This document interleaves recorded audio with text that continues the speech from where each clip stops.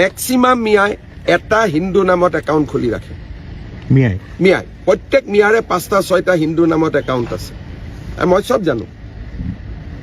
আৰু সেইকাৰণে মই কওঁ যে ফেচবুকখন দেখিলে বেলেগ লাগে। কেনেকৈ খুলে চব ভুৱা ডকুমেণ্টছ? কোনোতো আপত্তি নাই ন, তেওঁলোকৰতো ডকুমেণ্টছ ভুৱা কৰি কৰি বেংকৰ পৰা ইমান টকা উলিয়াই লয়, আধাৰৰ পৰা চবেইতো ডুপ্লিকেট। তেওঁলোকে নিজক হিন্দু বনাই হিন্দু ছোৱালীকে বিয়া কৰাই লয়। ফেচবুক একাউণ্টটোতো সৰু কথা হৈ গ'ল না। তেওঁলোকে মানুহৰ আগত ৰাহুল ৰাহুল ৰাহুল কৈ থাকে। ছোৱালীজনী বিয়া হোৱাৰ দিনা গম পাই যে ৰাহুল আলী। গতিকে তেনেকেতো চলিয়ে আছে।